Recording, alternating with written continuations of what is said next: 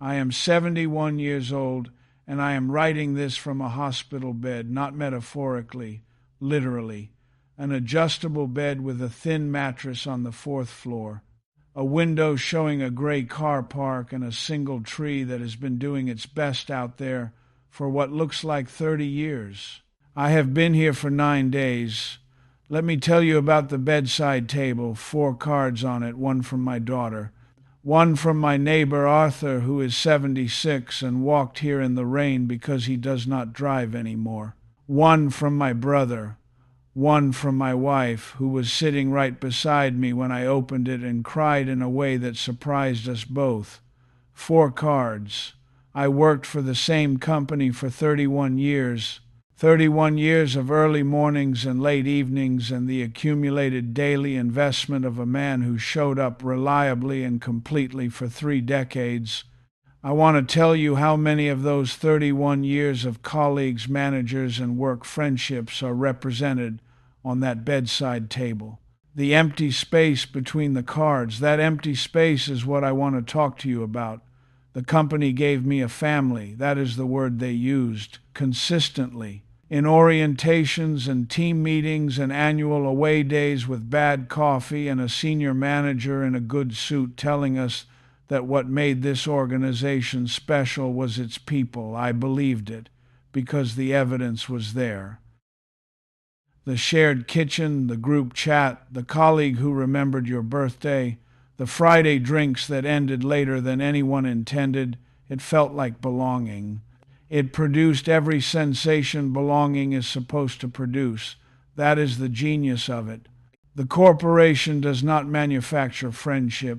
It manufactures the feeling of friendship.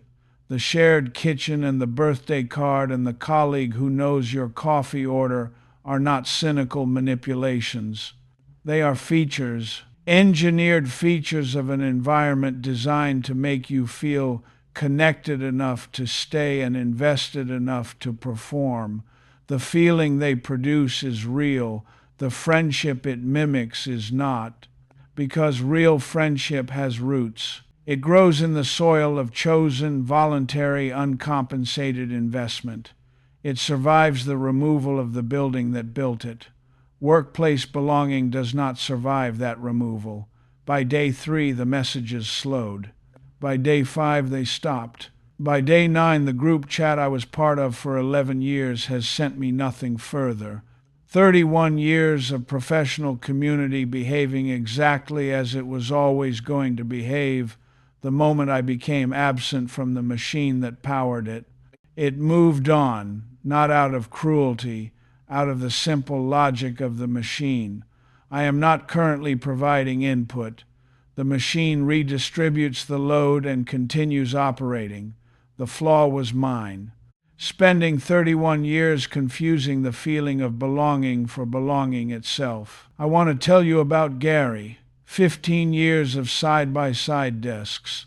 The man who knew every project I had ever worked on, every difficult manager, how I took my coffee without asking. If you had asked me at any point in those 15 years to name my closest friends, Gary's name would have arrived without hesitation. I would have been wrong. Day 2, hospital bed, gray car park.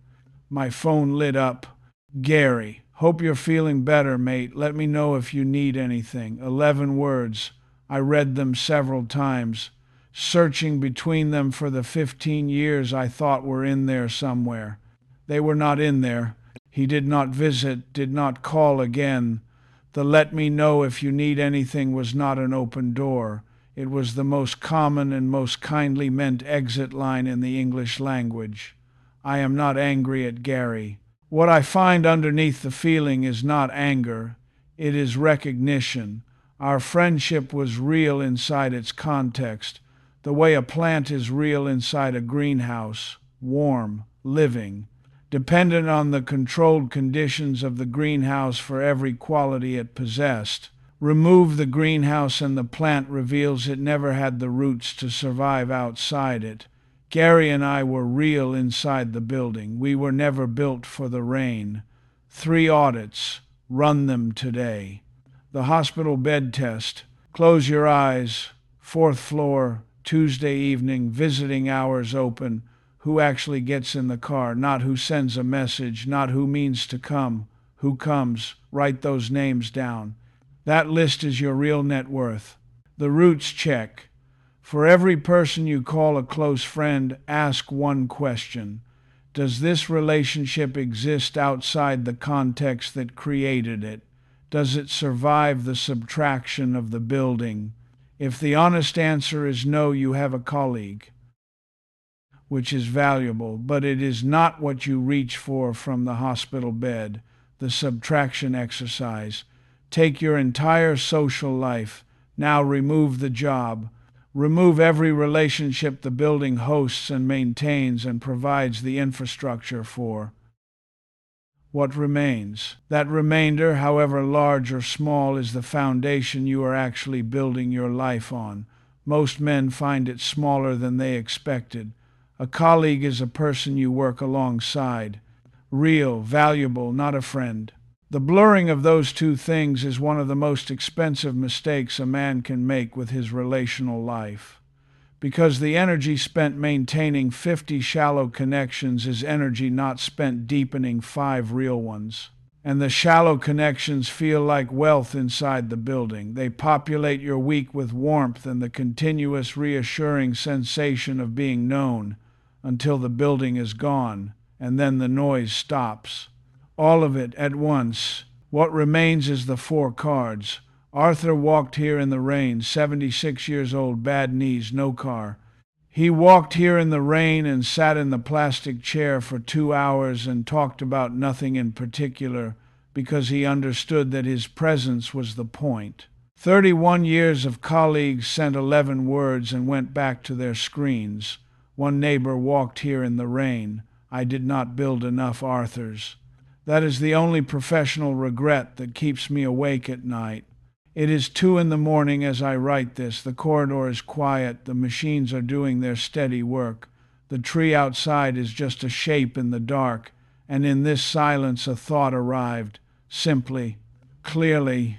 The score of a life is not counted in colleagues. It is counted in the people who get in the car in the rain on a Tuesday evening. Count those people right now, then ask one honest question. Are you investing in them accordingly? The machine will not be in this room. It was never going to be in this room. No organization, no professional reputation, no group chat has ever sat in a plastic chair beside an adjustable bed. Only people do that. Specific, chosen, weathered, root-deep people. You need more of them than you think. Build them now before the bed arrives. Before the corridor goes quiet and you are reading 4 cards for the 40th time and counting the empty space between them where the 31 years should have been. The real work was never in the building. It was always in the rain. Go and do yours before the corridor goes quiet.